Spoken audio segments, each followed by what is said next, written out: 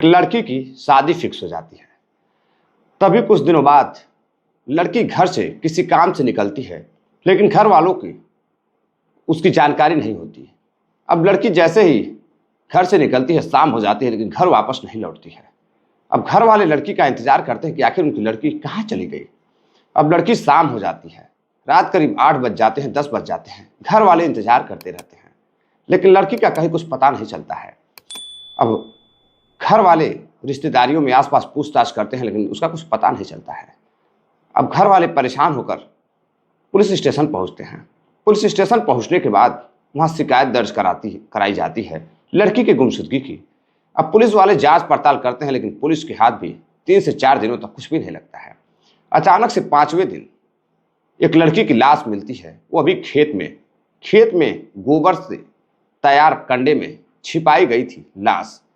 अब पुलिस जब उस लड़की की लाश की कत्ल की हकीकत का खुलासा करती है, एक एक परत उभारती है, तो लोग सुनकर हैरान रह जाते हैं। लोगों को यकीन नहीं हो रहा था कि कोई ऐसा भी कर सकता है। तो नमस्ते, प्रणाम, मैं आपका अपना विशु राय हाजिर हूँ विशु वारदात तक की एक और नई कहानी के साथ, एक ऐसी अपराध की दुनिया की खबर के साथ जो बेहद ही हैरान कर देने वाली है, रोंगटे खड़ी कर देने वाली है। कहानी शुरू करें उससे पहले जितने भी हमारे साथी प्यारे भाई बहन चैनल पर नए आए हैं, आप सभी से अपील है कि आप सभी साथी जुड़े विशु वारदात तक से इस छोटे से चैनल से और अपना प्यार दीजिए, अपना आशीर्वाद दीजिए। तो आते हैं आज की कहानी पर। कहानी से पहले एक और घटना मैं आपको सुना दूं। मुझे लगा यह घटना भी आपको सुननी चाहिए। झारखंड में एक व्यक्ति जिसका नाम बिरिश रहता है, बिरिश की उम्र 50 साल रहती है। उसका एक बेटा रहता है जिसका नाम रोशन रहता है। रोशन पढ़ाई लिखाई में बड़ा तेज तर्रा रहता है। एक दिन वह घर पर अकेला रहता है और उसके पिताजी रहते हैं। अब उसे भूख लगती है। अब भूख लगती है तो वो अपने पिताजी को कुछ सामान खरीद कर लाने के लिए कहता है। उसके पिताजी कहते हैं ठीक है, शाम होने दो, मैं अभी मार्केट जाता हूँ, वहाँ से कुछ सब्जी वगैरह लेकर आता हूँ। लेकिन लड़का कहता है नहीं पिताजी, आज मैं मुर्गा खाऊंगा। अब पिताजी को लगता है कि लड़का मुर्गा खाएगा, चलो ठीक है। पिताजी उसके मार्केट जाते हैं, अंधेरा होता है और जब घर लौटते हैं लड़का बैठकर मुर्गे का इंतजार कर रहा था। लेकिन उसके पिताजी मुर्गा लाना भूल जाते हैं, किसी बातों में व्यस्त होकर अब मुर्गा नहीं लेकर आ पाते हैं, सब्जियां लेकर आते हैं। अब लड़का अपने पिताजी से पूछता है कि मुर्गा लाए हैं क्या। पिताजी उसके बोलते हैं कि देखो बेटा, मुर्गा तुम लाना मैं भूल गया, चलो कल खा लेना। अब लड़के के पिताजी यानी कि बिरिश का एक पोसा हुआ पालतू मुर्गा रहता है जो कि रोजाना अपने मालिक को जगाया करता था। बिरिश उससे बड़ा प्यार करते थे। लड़का गुस्से में आता है और अपने ही घर के उस पालतू मुर्गे को ढूंढकर उसे काटने जाता है, दौड़ाने लगता है। अब यह देख उसके मालिक यानी कि लड़के के पिताजी गुस्सा हो जाते हैं और लड़के को जाकर मना करते हैं कि ठीक है, तुम कल मुर्गा खा लेना, आज इसे बख्श दो, रहने दो, यह पालतू है, यह बेटे जैसा है। लेकिन लड़का नहीं मानता है। वह मुर्गे को दौड़ाने लगता है और हाथ में एक हंसुआ ले लेता है। अब जैसे उसके पिताजी देखते हैं कि लड़का गुस्से में है, नहीं मानेगा, तो वह उसे मना करने के लिए पास में जाते हैं। तब तक वह लड़का उस हंसिए से अपने पिताजी के ऊपर वार कर देता है और पास में एक बांस का डंडा पड़ा होता है, उस डंडे से अपने पिताजी के सर पर जोरदार प्रहार करता है, जिससे उनकी मृत्यु हो जाती है। खून बहने लगता है ज़्यादा। अब लड़का डर जाता है और वहाँ से फरार हो जाता है। अब आसपास के लोग शोर शराबा सुनकर दौड़ कर आते हैं तो देखते हैं कि बिरिश फर्श पर नीचे गिरा पड़ा है, खून बह रहा है। उसे लेकर सामुदायिक केंद्र जाते हैं, लेकिन डॉक्टर उसे मृत घोषित कर देते हैं। अब जो इस कहानी को सुनता है वह हैरान रहता है कि एक लड़का मुर्गा खाने के लिए अपने पिता का कत्ल कर देता है। फिलहाल पुलिस उसके बेटे को गिरफ्तार कर जेल भेज चुकी है। तो साथियों, आज की जो कहानी मैं आपके लिए लेकर आया हूँ वह थोड़ा इससे अलग है। मैं आज जो कहानी आपके लिए लेकर आया हूँ, यह कहानी है मध्य प्रदेश के गुना की। गुना में एक थाना लगता है धरनावदा थाना। धरनावदा थाना में एक गांव है सुहाया गांव। सुहाया गांव में रहने वाला एक लड़का रिंकू पढ़ाई लिखाई में तो बद रहता है। वह 9वीं पास भी नहीं रहता, लेकिन पढ़ाई लिखाई से वह ऊब चुका था। वह पढ़ना नहीं चाहता था, वह काम धंधों में उसका मन लगता था, वह बिजनेसमैन बनना चाहता था। अब उसी गांव में 200 मीटर दूर सड़क के उस पार एक लड़की रहती थी अपने माँ के साथ। उसके पिता की मृत्यु कुछ दिन पहले हो चुकी थी। अब वो अकेले ही अपनी माँ के साथ रहती थी। लड़की की उम्र 19 साल रहती है। लड़की का नाम मुस्कान रहता है। जैसा नाम मुस्कान, वैसे ही लड़की के चेहरे पर अक्सर मुस्कान रहती थी, अक्सर हंसती रहती थी, हंसमुख लड़की थी। अब कुछ दिन गुजरता है। रिंकू जब वो पढ़ने जाती थी तो अभी उसका पीछा करता था, अपने ही गांव की उस लड़की मुस्कान का। अब पीछा करता था, आते जाते उससे बातें भी करता था।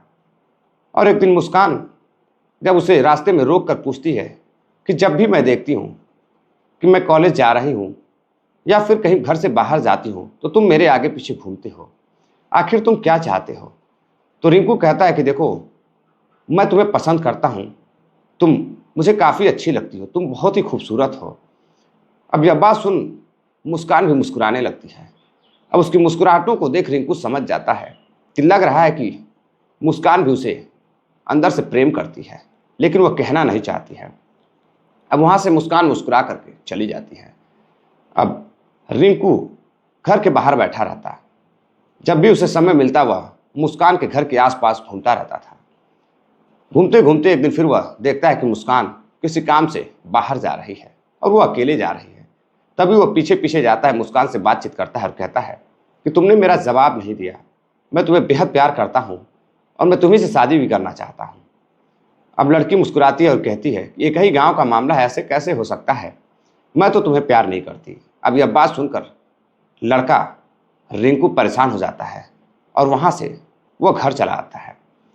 कुछ देर बाद फिर वह उसी रास्ते पर जाता है जहाँ से मुस्कान गई थी।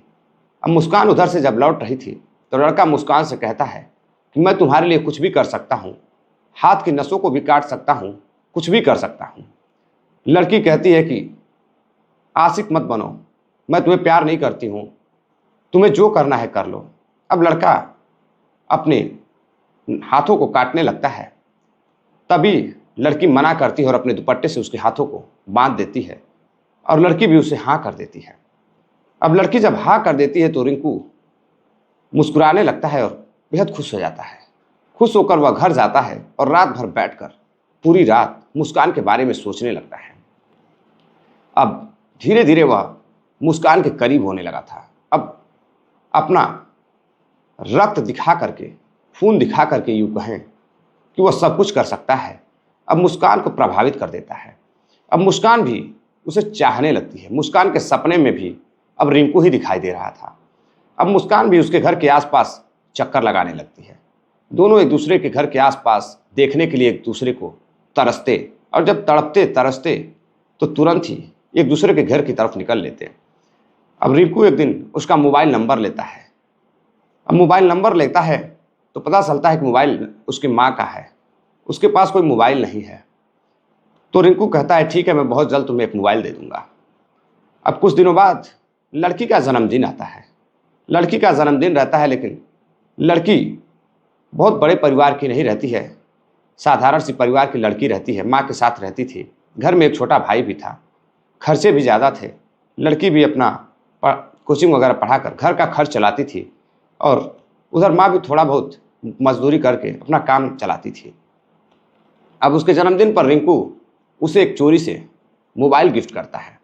मोबाइल गिफ्ट करता है और अब उस पर फ़ोन पर बातें करने लगता है। लड़की भी छुप छुप कर छत पर तो कभी घर के बाहर जंगलों में जाकर लड़के से बातें करती और बात करते करते लड़का भी जंगल की तरफ चला जाता। अब दोनों रातों रातों को एक दूसरे से छुप छुप कर मुलाकात करते। अब मुलाकात करते करते दोनों की तरफ इस कदर बढ़ने लगी थी कि दोनों अब एक दूसरे के बगैर रह नहीं पा रहे थे। कुछ समय और गुजरा, साल 2022 आ जाता है। अब 2022 में सितंबर का महीना रहता है। लड़की अपने घर से निकलती है और फिर घर नहीं लौटती है। अब उसकी माँ आसपास तलाश करती है तो पता चलता है कि उसकी लड़की कहीं नहीं है। पता चलता है कि गांव का एक लड़का रिंकू भी घर से गायब है। अब किसी ने दोनों को जाते हुए साथ में देखा था। अब उसकी लड़की की माँ को बताया जाता है। लड़की की माँ समझ जाती है कि लगता है कि दोनों एक दूसरे के साथ घर से भाग चुके हैं। अब वो पुलिस में जाकर शिकायत दर्ज कराती है। पुलिस की मदद से पुलिस दोनों को ढूंढ कर लाती है और दोनों को लाकर घर वालों को सौंप देती है। लड़की नाबालिग रहती है उस समय। लेकिन जहां रिंकू को जेल में होना चाहिए था, पुलिस घर पर सौंप देती है। गांव वालों की मदद से, समझौते से दोनों एक दूसरे के बातों को मानने के लिए तैयार हो जाते हैं। माँ अपनी शिकायत वापस ले लेती है। अब जब शिकायत वापस ले लेती है तो दोनों फिर से एक दूसरे से बातचीत करने लगते हैं। लड़की अपने घर बातचीत करती है, लड़का अपने घर बातचीत करता है। तो लड़की की माँ शादी के लिए तैयार हो जाती है। लड़की की माँ कहती है कि ठीक है, अगर तुम मुझसे प्यार करती हो, उससे शादी करना चाहती हो तो मुझे कोई तकलीफ नहीं है। अगर वो तुम्हें खुश रखेगा तो मैं तुम्हारी खुशियों के लिए मैं उससे शादी करने के लिए तैयार हूँ। अब जल्दी माँ सोच रही थी कि एक डेट फिक्स की जाएगी और उसके घर वालों से बातचीत कर शादी कर दी जाएगी। अब गांव वाले भी खुश थे कि चलो दोनों जहां एक दूसरे के साथ ऐसी घटना को अंजाम दे रहे हैं, गांव का माहौल खराब कर रहे हैं, अब दोनों कम से कम दोनों की शादी हो जाएगी। शहर से बाहर या घर पर दोनों एक साथ रहेंगे। अब शादी की बात होती है, शादी तय हो जाती है। धीरे धीरे दोनों एक दूसरे से मिलना बंद कर देते हैं, सिर्फ बातचीत तक दोनों कायम रहते, दोनों फ़ोन पर बातें करते। अब दोनों को लग गया था कि गांव वाले हम लोगों की हकीकत को समझ चुके हैं, जान चुके हैं, और अगर एक दूसरे से अब फिर से मिलते हैं तो काफ़ी बदनामी होगी। अब बदनामी के डर से दोनों फ़ोन पर बातें किया करते थे। उधर लड़की की माँ रिश्तेदारियों में सभी को बता चुकी थी कि वो अपनी लड़की की शादी गांव के ही एक लड़के के साथ करना चाहती है। दोनों एक दूसरे को पसंद करते हैं। अब माँ के पास कोई चारा भी नहीं था। अगर वह लड़की की शादी किसी और से करती तो हो सकता है कोई और अपराध होता। अब माँ अपनी बेटी की खुशियों के लिए, अपनी आर्थिक स्थिति को देखते हुए उस लड़के से शादी करने के लिए तैयार हो जाती है। रिंकू की शादी मुस्कान से तय हो जाती है। अब बहुत जल्द उसकी शादी होने वाली थी। जुलाई में उस दोनों की शादी तय थी। लेकिन इसी बीच एक रात रिंकू उससे बातचीत करने लगता है। बातचीत करते करते अगले दिन उससे मिलने के लिए वह कहता है कि मैं मिलना चाहता हूँ, मैं तुम्हारे बगैर नहीं रह पा रहा हूँ, मैं इस कदर तड़फ रहा हूँ कि मैं तुम्हें क्या बताऊँ। अब लड़की भी परेशान हो जाती है और अपने प्रेमी से मिलने के लिए तैयार हो जाती है। अगले दिन रात को दोनों छुप कर मिलते हैं और मिलने के बाद अपने अपने घर चले जाते हैं। अब 24 अप्रैल को लड़की की माँ किसी काम से बाहर जाती है। लड़का जो छोटा भाई रहता है वह भी कहीं बाहर गया रहता है। जब माँ घर पर आती है तो लड़की का कुछ पता नहीं चलता है। मुस्कान घर से गायब रहती है। अब माँ सोचती है कि आखिर लड़की कहीं जाती तो बता के जाती, मुझे या मेरे अपने भाई को ही बता के जाती। वह गई तो गई कहाँ गई। अब रहस्यमयी ढंग से एक लड़की घर से गायब हुई थी। अब यह खबर गांव में भी फैल जाती है कि मुस्कान घर से गायब है, उसका कुछ पता नहीं है। माँ का रो रो कर बुरा हाल था। वह आसपास लोगों से पूछताछ कर रही थी। रिंकू के घर जाती है, रिंकू से पूछताछ करती है, रिंकू के परिवार वालों से पूछताछ करती है तो पता चलता है कि आज रिंकू घर पर ही था और लड़की का कुछ पता नहीं है, लड़की घर पर नहीं आई थी। अब उसकी माँ परेशान हो जाती है कि आखिर वो रिंकू अपने प्रेमी के साथ होने वाले दूल्हे के साथ नहीं गई, रिंकू भी घर पर है, तो वह लड़की आखिर किसके साथ फरार हो गई या फिर उसके साथ क्या हादसा हो गया। अब गांव वाले भी मिलकर लड़की की तलाश करते हैं लेकिन उसका कुछ पता नहीं चलता है। अब लड़की की माँ जो है जाकर पुलिस स्टेशन में वहाँ सुहाव थाना में शिकायत दर्ज कराती कि उसकी लड़की घर से लापता है। और जब उसकी माँ सुबह 10 बजे कहीं बाहर काम से गई थी मजदूरी करने के लिए तो शाम हो गई। लड़की जब माँ घर आती है तो लड़की घर पर नहीं थी।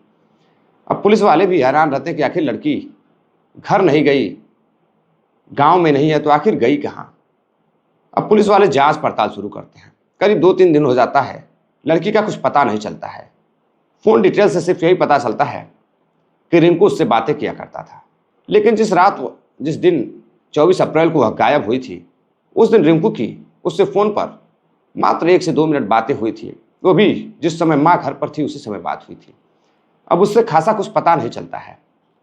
लेकिन तभी एक व्यक्ति, मुखबिर जिसे कहते हैं, वह पुलिस को बताता है कि उस 24 तारीख को रिंकू के साथ उस लड़की को देखा गया है। अब पुलिस को शक होता है। शक के बुनियाद पर पुलिस रिंकू के घर जाती है, रिंकू को उठाकर थाने ले जाती है। थाने ले जाने के बाद रिंकू से प्रेम से बातचीत करती है और पूछताछ करती है कि आखिर उस दिन तुम कहाँ थे। रिंकू पहले तो पुलिस को बरगलाने की इधर उधर की बातें करता, लेकिन फिर पुलिस कई एक के बाद एक सवाल जब दागना शुरू करती है तो रिंकू अपने ही बातों में फंसने लगता है। अब रिंकू जब अपने बातों में फंसने लगता है तो उसकी आंखों से आंसू आने लगते हैं। अब पुलिस जब उस आंसुओं के सच्चाई जानना चाहती है तो रिंकू टूट जाता है और बताने लगता है। रिंकू बताता है कि 24 अप्रैल को वह लड़की को फोन किया था और मात्र 1 मिनट उससे बातचीत हुई थी।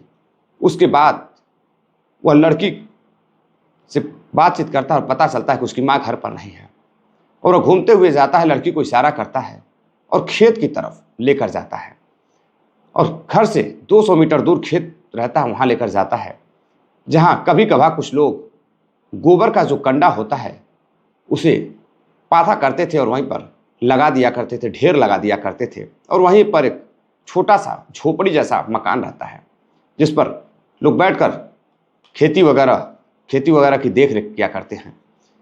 अब गोबर का कंडे का ढेर रहता है, वहीं वह बुलाता है मिलने के लिए और मिलने के बाद लड़की से कई घंटों तक उसके साथ समय व्यतीत करता है। समय व्यतीत करने के बाद वह लड़की से कहता है कि अब उसकी जो तलब है, जो चाहत है, अब उसकी जो दूरी है मुस्कान से वह बर्दाश्त नहीं हो रही है। वह अब उसके साथ रहना चाहता है और जल्द से जल्द इसी महीने शादी करना चाहता है। लड़की कहती है कि नहीं, शादी मैं अभी नहीं कर सकती। वह पूछता है क्यों शादी नहीं कर सकती, जब मैं तैयार हूँ, मैं तुम्हारी माँ से बात करूँगा। लड़की कहती है कि नहीं, मैं अभी अपने तरह से जीवन जीना चाहती हूँ, अभी शादी के बाद मैं बच जाऊँगी। मैं चाहती हूँ कि जब तक शादी हो रही है, शादी जब तक होने वाली है, उससे पहले मैं खुलकर जीऊँ। अब उसे शक होता है, वह सोचता है कैसा खुलकर जीने की बात कर रही है। अब वह पूछता है तुम किस तरह के जीवन जीने की बात कर रही हो। वह कहती है बस ऐसे ही, मैं अपने दर दोस्तों के साथ अभी खुश हूँ, शादी के बाद तो मैं घर परिवार में बच जाऊंगी। जब शादी होगी तो शादी होने में भी कितना समय बचा है, तुम समझ क्यों नहीं रहे हो। अब रिंकू और उसमें दोनों में बातचीत होती है और बातचीत इस स्तर पर पहुंच जाती है कि रिंकू उसका मोबाइल लेता है। मोबाइल लेने के बाद मोबाइल से जांच पड़ताल करता है। जो चोरी से खरीद कर मोबाइल रिंकू ने दी थी, उस मोबाइल के बारे में किसी को भी कोई खबर नहीं थी, लेकिन वह फ़ोन उसके माँ पर 1 मिनट के लिए किया था और अपने प्रेमिका को जो फ़ोन दिया था उस पर वह घंटों बातें करता था। लेकिन पुलिस रिंकू की कॉल डिटेल्स न निकालकर उसकी माँ की कॉल डिटेल्स निकालती है, क्योंकि पुलिस को पता चलता है कि उसके पास फ़ोन नहीं है। अब वह अपने प्रेमिका का फ़ोन निकालता है और प्रेमिका के फ़ोन को चेक करता है तो देखता है कि उसकी कई लड़कों के साथ फ़ोटो है, कई लड़कियों के साथ फ़ोटो है और कई व्हाट्सअप चैट भी है। अब उसको पढ़ता है तो उसे लगता है कि लड़की उसे धोखा दे रही है, शायद वह किसी और के बहकावे में आ रही है, किसी और से वह दिल लगा बैठी है। अब वह लड़की से पूछता है तो लड़की कहती है ऐसा नहीं है, बस मेरा अपना जीवन है, मैं अपने तरह से जीना चाहती हूँ, बहुत जल्द शादी हो जाएगी, फिर तो पति पत्नी का जीवन जीना है, घर संसार बसा लेना है। अब इसी बात पर लड़का मना करता है, कहता है नहीं, तुम्हें इसी महीने मंदिर में या कहीं जैसे भी हो तुम्हें मुझसे शादी करनी होगी। लड़की कहती है बिल्कुल मैं तुमसे शादी नहीं कर सकती, मैं जुलाई में जब शादी फिक्स है तो मैं अभी क्यों करूं, मैं किसी को क्या कहूँगी। अब रिंकू गुस्सा हो जाता है, शादी की बार बार बात करने के लिए कहता है, लेकिन लड़की मानने को तैयार नहीं होती है। अब रिंकू उसके ही दुपट्टे से उसका गला घोट देता है। गला घोटने के बाद उसके फ़ोन को बंद कर देता है और फ़ोन को बंद करने के बाद फ़ोन लेकर अपने साथ चला जाता है और लड़की को वहीं पास में पड़े कंडे से ढक देता है और किसी को पता भी नहीं चलता कि उसमें किसी लड़की की लाश है। अब पुलिस उसके निशानदेही पर बताई हुई जगह पर जाती है और कंडा हटाती है तो पुलिस दंग रह जाती है। लड़की की उसी तरह बॉडी पड़ी हुई थी, बदबू कंडे से आ रही थी। चारों तरफ आसपास के लोग, पड़ोसी, गांव वाले, सभी की भीड़ लग जाती है कि जिस रिंकू से वो इतना मोहब्बत करती थी, रिंकू उससे मोहब्बत करता था, दोनों की शादी फिक्स थी, तो आखिर रिंकू ने ऐसा क्या कर दिया, क्यों लड़की का कत्ल कर दिया। जब पुलिस इसका पर्दाफाश करती है, खुलासा करती है, तो लोग इसकी कहानी को सुनकर हैरान रह जाते हैं, दंग रह जाते हैं। अब माँ बेचारी लड़की का दाह संस्कार करती है और अकेले अपने बेटे को लेकर आज घर पर मातम के माहौल में जिंदा बैठी हुई है। माँ का रो रो कर बुरा हाल है। दरअसल साथियों, घोर कलयुग चल रहा है, माहौल बहुत गंदा हो चुका है, किसी का कुछ भी भरोसा नहीं है कि कब क्या हो सकता है। आए दिन नाजायज संबंधों में तरह तरह की घटनाएं सुनने को मिल रही हैं, देखने को मिल रही हैं। तो साथियों, सावधान रहिए, जागरूक रहिए। आज की कहानी का उद्देश्य किसी को हैरान करना या परेशान करना नहीं है, बल्कि जागरूक करना है। चलते चलते कुछ साथियों ने कमेंट किया है, जिनका नाम है राजू त्रिवेदी जी हैं, रामावत सिंह जी हैं, सुनील कुमार जी हैं, तालिब खान भाई हैं, फैजल खान भाई हैं राजस्थान से, रोहन सिंह वालिया हैं, गुजरात के रहने वाले हैं, गोलू सिंह है, उत्तर प्रदेश मऊ के रहने वाले हैं, आजमगढ़ से दीनानाथ जी हैं। आप सभी साथियों का बहुत बहुत धन्यवाद जो आप इतना प्यार देते हैं, सपोर्ट देते हैं। आगे भी अपना प्यार, सपोर्ट, आशीर्वाद बनाए रखिएगा। वीडियो को लाइक ज़रूर कीजिएगा अगर कहानी आपको अच्छी लगी हो तो। वीडियो को शेयर भी करिएगा, अपना प्यार दीजिएगा। मिलते हैं एक और नई कहानी के साथ, तब तक के लिए इजाज़त दीजिए। जय हिंद, नमस्कार।